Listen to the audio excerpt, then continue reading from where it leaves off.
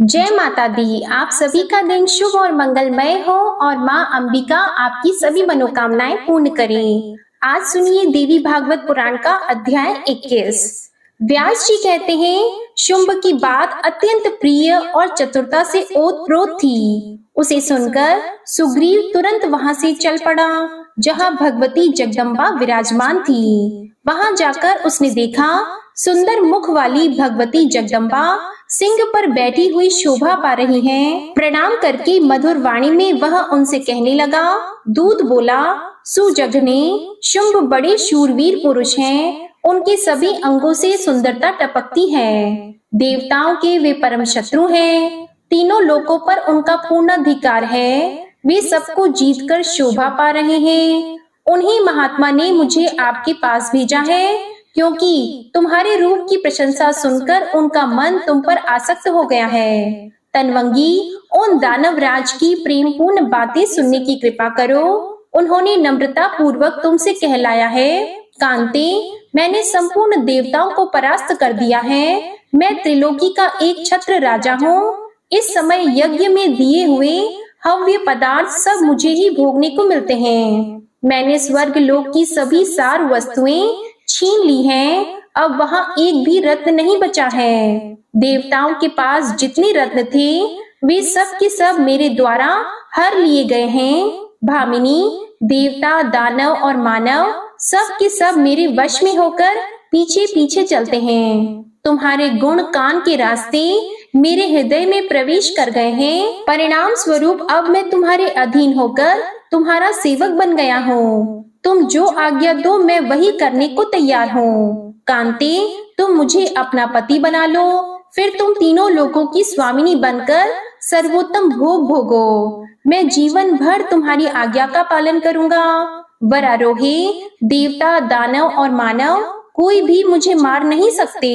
वरानने, तुम सदा सौभाग्यवती बनी रहोगी। सुंदरी, जहाँ तुम्हारा जी चाहे वहीं रहकर आनंद का उपभोग करो। महाराज शुंभ का यही संदेश है। इस पर विचार करके प्रेम पूर्वक जो कहना समुचित हो वही उत्तर मधुर वचनों में देने की कृपा करो। चंचला, मैं तुम्हारी बातें यथा शीघ्र महाराजा शुंभ के सामने उपस्थित करने को प्रस्तुत हूँ। व्यास जी कहते हैं, शुंभ के दूत सुग्रीव की बात सुनकर भगवती जगदम्बा के मुख पर बड़ी सुंदर मुस्कान छा गई। अब देवताओं का कार्य सिद्ध करने वाली देवी ने मधुर शब्दों में दूत से कहना आरंभ किया।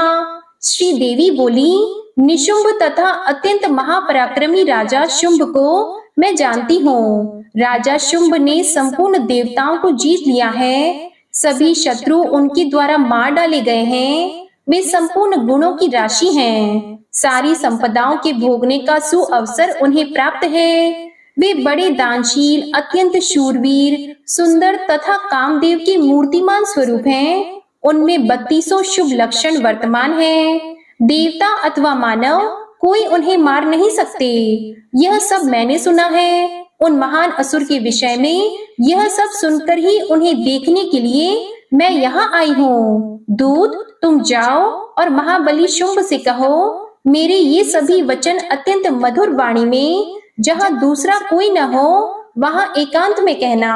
राजन, तुम बलवानों में अत्यंत बलवान तथा सुंदरों में सर्वोत्तम सुंदर हो। तुम्हारा यह प्रभाव मुझे ज्ञात हो चुका है। मैं किसी को पति बनाना चाहती हूँ। मेरी बात बिल्कुल सत्य है, परंतु राक्षसेंद्र, मेरे विवाह में एक अड़चन है।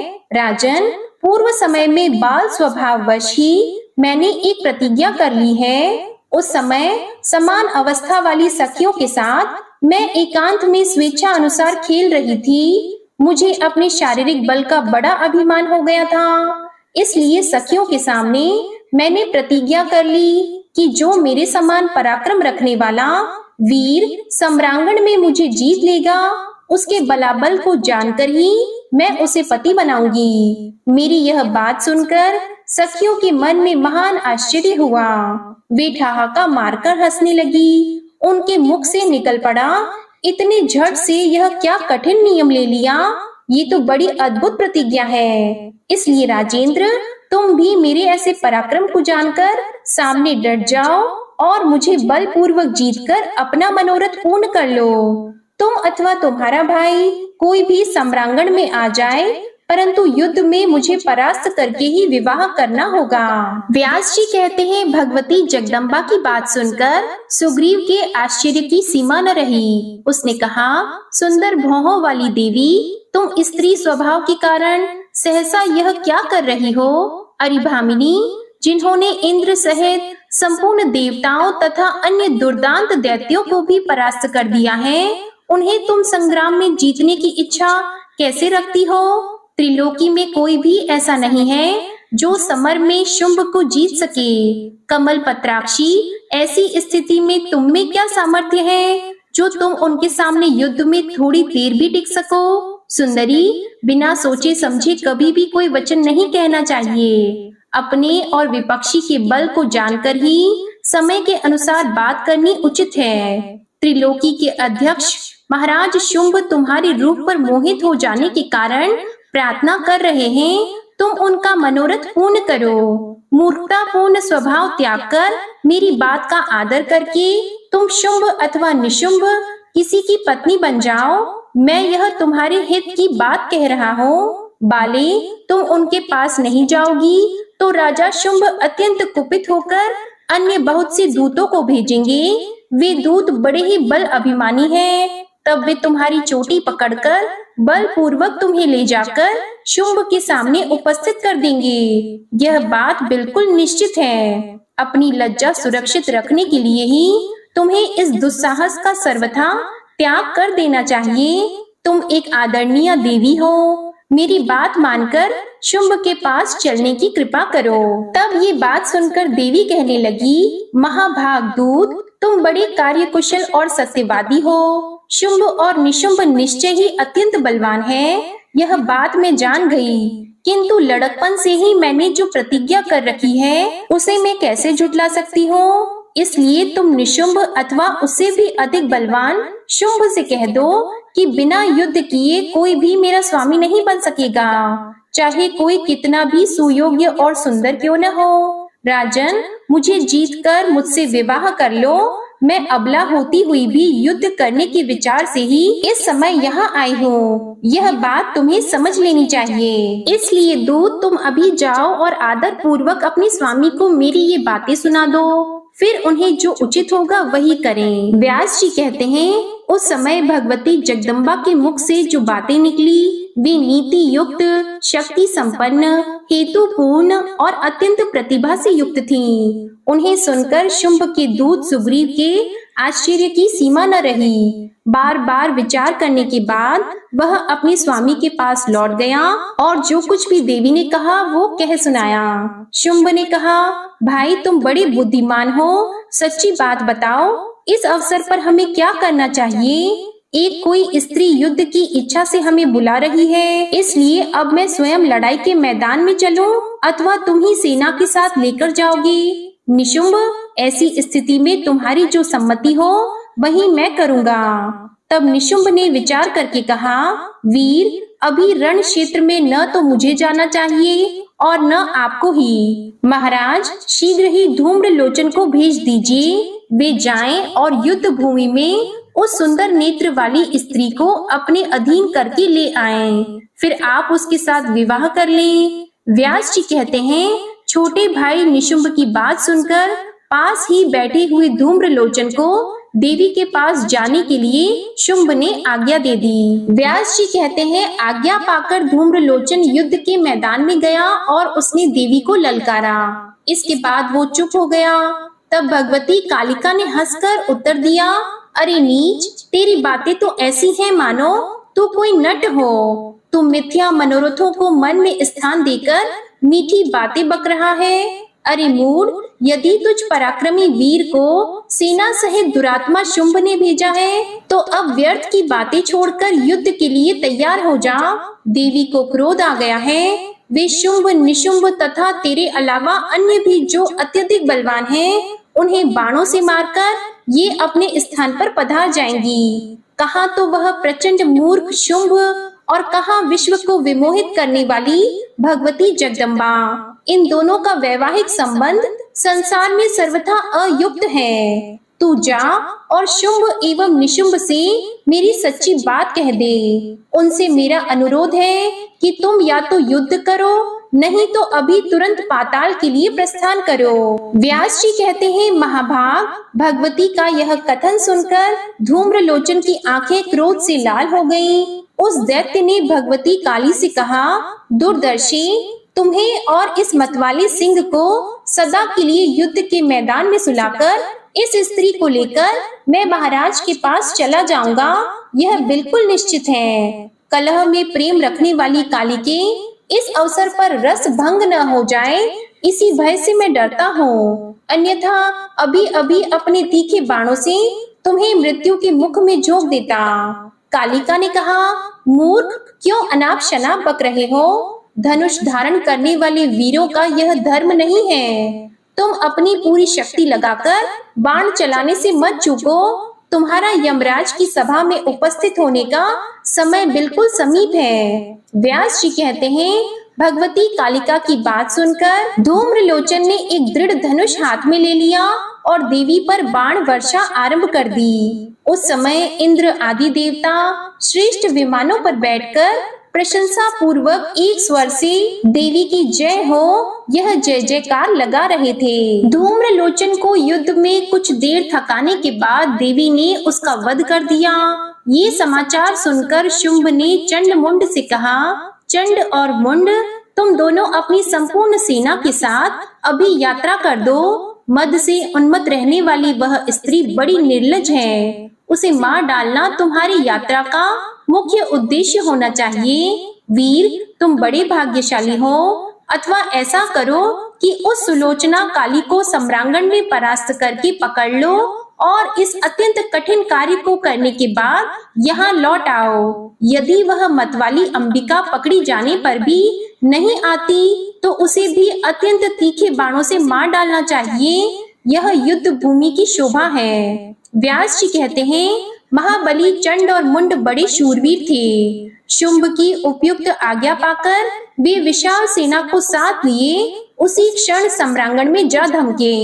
देवताओं का हित साधन करने वाली भगवती जगदम्बा वहां विराजमान थी। उन्हें देखकर महान पराक्रमी चंड और मुंड शांति पूर्वक उनसे कहने लगे, देवी, तुम क्या देवताओं की शक्ति कुंठित करने वाले शुंभ और इंद्र विजयी उग्र स्वभाव वाले निशुंभ को नहीं जानती? सुंदरी, तुम इस समय अकेली हो। केवल सिंह तुम्हारी सवारी का काम दे रहा है। दुर्बुद्धे, इस स्थिति में भी तुम सब प्रकार की सेनाओं से संपन्न शुंभ को जीतने की इच्छा कर रही हो।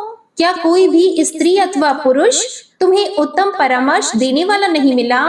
देवता तो तुम्हारा ही विनाश करने के लिए तुम्हें प्रेरित कर रहे हैं। तनवंगी, तुम्हें अपने और शत्रु पक्ष के बल के विषय में विचार करके ही कार्य करना चाहिए। 18 भुजाएं होने के कारण जो तुम अभिमान करती हो वह बिल्कुल व्यर्थ है। शुंभ युद्ध में बड़े कुशल हैं। उन्होंने देवताओं को परास्त कर रखा है। तुम भली भांति विचार करके इनको अपना पति बनाने का लाभ हाथ से मत जाने दो। व्यास जी कहते हैं, इस प्रकार चंड अपना अभिप्राय व्यक्त कर गया।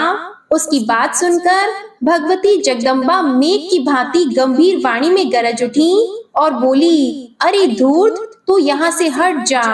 क्यों कपटपूर्ण व्यर्थ की बातें बक रहा है? विष्णु और शंकर आदि को छोड़कर मैं दानव शुंभ को क्यों पति बनाऊं? मैं किसी को भी पति बनाना नहीं चाहती और न किसी पति से मेरा कोई काम ही है। अरे सुन, संपूर्ण जगत मेरा ही शासन मानता है। मैंने असंख्य शुंभ निशुंभ देखे हैं। मूर्ख, विवाद मत कर। युद्ध करना ही तेरे लिए समुचित है। मेरे हाथ से तेरा वध हो जाने के बाद तेरा भाई भी काल के मुख में जाने वाला है। इसके बाद शुंभ निशुंभ और मदोन्मत्त रक्त बीज भी प्राणों से हाथ धो बैठेंगे। अन्य भी जितने दानव हैं, मैं उन सबका सम्रांगण में वध करूंगी। इसके बाद अपने स्थान पर चली जाऊंगी। तू रह अथवा शीघ्र भाग जा।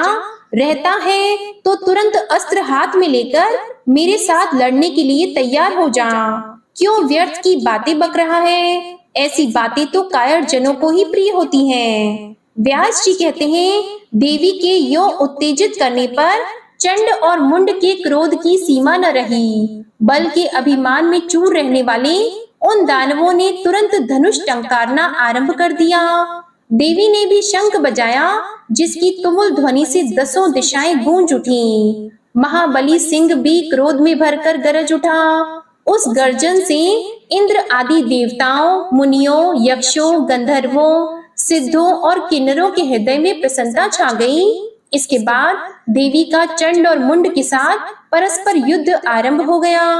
कातरों को भयभीत करने वाले उस युद्ध में गदा, तलवार और बाण आदि विविध आयुध चलने लगे। देवी अपने चमचमाते हुए बाणों से चंड के तीरों को काटने लगी। साथ ही उन्होंने सर्पों की तुलना करने वाले बाण चलाने आरंभ कर दिए। उस समय देवी के बाणों से आकाश इस प्रकार छा गया, मानो वर्षा होने के बाद किसानों के लिए कष्टप्रद फतिंगे चारों ओर फैल गए हों। अब मुंड भी सैनिकों को साथ लेकर युद्ध भूमि में फट पड़ा। उसकी आकृति बड़ी भयंकर थी। उसने रोष में भरकर बाण चलाने आरंभ कर दिए। महान बाण जाल देखकर देवी के मन में क्रोध उत्पन्न हो गया। रोष के कारण उनके मुख की आकृति ऐसी हो गई मानो काली घटा हो। उनके केले के फूल के समान विशाल नेत्र थे, टेढ़ी भौहें थी, यूं वे काली वेश में विराजने लगी। उन्होंने बाघ का चर्म पहन रखा था। वे हाथी के चर्म की चादर से सुशोभित थी। उनका वक्षस्थल नरमुंड की माला से अलंकृत था। उदर ऐसा था मानो बिना जल की बावली हो। खड़वांग, तलवार और पाश धारण करने वाली काली इतनी डरावनी जान पड़ती थी मानो दूसरी काल रात्रि का प्रादुर्भाव हो गया हो। उनका विशाल मुख था। वे बारंबार जीभ लपलपा रही थी। उनके द्वारा असुर काल के ग्रास बनने लगे। क्रोध में भरकर काली पराक्रमी असुरों को हाथ में पकड़ती और उन्हें मुख में डालकर दांतों से चूर चूर कर देती। वे घंटा और सवारों सहित हाथियों को पकड़कर मुख में डाल लेती थी। साथ ही अट्टहास करने लगती थी। ऐसी ही सारथी सहित घोड़ों तथा रथों को भी मुख में डालकर वे दांतों से चबाने लगी। अब चंड और मुंड अपनी सेना का यो संहार होते देखकर बाणों की अनवरत वृष्टि से काली को ढकने के प्रयास में लग गए। चंड का चक्र सूर्य के समान तेजस्वी था। सुदर्शन चक्र के समान उसमें शक्ति थी। चंड ने तुरंत देवी पर वह चक्र चला दिया। वह बार बार गरजने लगा। उसे गरजते देखकर काली ने एक बाण चला दिया। अब उस बाण के प्रभाव से चंड का चक्र, जो सूर्य के समान तेजस्वी और सुदर्शन चक्र की तुलना करने वाला था, वो टूट टूट कर गिर पड़ा। इसके बाद अर्ध चंद्र आकार बाण से मुंड पर आघात किया। यद्यपि मुंड महान बलशाली था, फिर भी देवी के इस बाण की चोट को वह सह नहीं सका और तुरंत ही भूमि पर लौट गया। उस समय दानवी सेना में बड़े जोर से हाहाकार मच गया। आकाश में रहने वाले संपूर्ण देवता शांत होकर आनंद मनाने लगे। कुछ देर में मूर्छा दूर होने पर चंड ने एक विशाल गदा दाहिने हाथ में उठाई और तुरंत उससे देवी पर प्रहार किया। देवी ने चंड के गदाघात को रोककर बाण पाश का प्रयोग किया, जिससे वह दानव बंध गया। भाई को बंधा देखकर कवच पहने हुए मुंड हाथ में दृढ़ शक्ति लेकर आ गया। उसे देखकर देवी ने उसे भी बांधने की व्यवस्था कर दी, इसलिए वह दूसरा भाई भी बंध गया। चंड और मुंड दोनों दानवों को खरहे की भांति गले में रस्सी डालकर लिए हुए हास्य विलास करती हुई काली भगवती जगदम्बा के पास आई। आकर बोली, प्रिय, इन दोनों पशुओं को लो। युद्ध में बड़ी कठिनता से परास्त होने वाले इन दोनों दानवों को संग्राम रूपी यज्ञ में बलि देने के लिए लाई हूँ। भगवती जगदम्बा ने देखा चंड और मुंड काली के प्रयास से उपस्थित थे। उनकी ऐसी दीनहीन दशा थी मानो सियार हो। भगवती ने मधुर वचनों में काली से कहा, रण प्रिय, तुम बड़ी विदुषी हो। शीघ्र ही देवताओं का कार्य सिद्ध करना तुम्हारा परम कर्तव्य है। व्यास जी कहते हैं, भगवती जगदम्बा की बात को सुनकर काली ने उनसे कहा, युद्ध रूपी यज्ञ बहुत प्रसिद्ध है। इसमें तलवार खंबे का काम देती है। उसी के द्वारा इनका आलंबन करूंगी ताकि हिंसा का रूप भी सामने न आ सके। यो कहकर काली ने तलवार से चंड और मुंड के मस्तक काट डाले। इसके बाद वे आनंद में भरकर उनका रक्त पीने लगी। इस प्रकार उन प्रबल दानवों का वध देखकर जगदम्बा प्रसन्नता पूर्वक काली से कहने लगी, कालिके, तुमने देवताओं का महान कार्य सिद्ध किया है। मैं तुम्हें उत्तम वर देती हूँ। चंड और मुंड का वध करने के कारण अब जगत में तुम चामुंडा नाम से विख्यात होगी। व्यास जी कहते हैं, इसके बाद चंड और मुंड का निधन देखकर मरने से बचे हुए सैनिक भागकर अपने स्वामी शुंभ के पास पहुँचे। जाकर आंखों देखा हाल उन्होंने शुंभ को बताया और वे कहने लगे, महाराज, अब आप कुल की रक्षा के लिए शीघ्र पाताल में पधारने की कृपा करें, अन्यथा रोष में भरी हुई वह कालिका हम सब लोगों का संहार कर डाले, इसमें कोई संशय नहीं है। सिंह भी युद्ध भूमि में खड़ा होकर दानवों को निगलने जा रहा है, वैसे ही काली के अनेक बाण वीरों के प्राण हर रहे हैं। इसलिए राजेंद्र, आप भी निशुंभ सहित व्यर्थ ही इस प्रयास में लगे हैं। महाराज, संपूर्ण राक्षस कुल का उच्छेद करने वाली यह दया शून्य स्त्री आपको मिल ही गई तो आपको क्या सुख देगी, जिसके लिए आप अपने बंधुओं को मृत्यु के मुख में झोंके चले जा रहे हैं। महाराज, जगत में जीत और हार प्रारब्ध के अनुसार होती है। बुद्धिमान पुरुष को चाहिए कि थोड़े प्रयोजन के लिए महान कष्ट का अवसर सामने न आने दे। व्यास जी कहते हैं, देव सेना को कुचल डालने वाले शुंभ ने दानवों की उपयुक्त बात सुनकर अपना वक्तव्य आरंभ किया। उसकी प्रत्येक बात प्रधान वीरों की सी थी। शुंभ ने कहा, मूर्खों, तुम्हारे शरीर छिद गए हैं, अतः तुम लोग भले ही उस स्त्री का सम्मान करो। तुम्हें जीने की विशेष इच्छा है, इसलिए तुम तुरंत युद्ध भूमि से भागकर पाताल में जा सकते हो। विजय के संबंध में मुझे कोई चिंता नहीं है, क्योंकि सारा जगत प्रारब्ध के शासन सूत्र में बंधा है। हमारी ही भांति ब्रह्मा आदि देवता भी दैव के अधीन हैं। मूर्खों, फिर मेरे लिए ही क्या चिंता है? जो होनी है वह तो टल नहीं सकती। इसलिए युद्ध के लिए इस अबला के ललकारने पर मैं भागकर सैकड़ों वर्ष जीने की आशा क्यों करूं? अब मैं अवश्य युद्ध करूंगा। जो होनी है सो हुआ करे। जीत अथवा हार, जो भी परिस्थिति सामने आएगी, मुझे स्वीकार है। उद्यम के समर्थक विद्वान कहते हैं कि दैव बिल्कुल व्यर्थ है। भाषण करने की योग्यता रखने वाले उन विद्वानों की बात युक्ति युक्त भी है। बिना उद्यम किए मनोरथ सिद्ध नहीं हो सकता। इसलिए अब मैं युद्ध की तैयारी करूंगा। व्यास जी कहते हैं, यो निश्चित विचार करके दानवेश्वर शुंभ ने राक्षस प्रवर रक्त बीज को युद्ध भूमि में जाने की आज्ञा दी। रक्त बीज के साथ बहुत सी सैनिक थे। शुंभ ने कहा, महाबाहो रक्त बीज, तुम युद्ध के मैदान में जाओ। महाभाग, तुम्हें पूरी शक्ति लगाकर युद्ध में तत्पर हो जाना चाहिए। इसके बाद रक्त बीज ने जो कुछ भी कहा, इसका वृतांत आप अगले अध्याय में सुनेंगे। अब आप सुनिए दुर्गा चालीसा पाठ।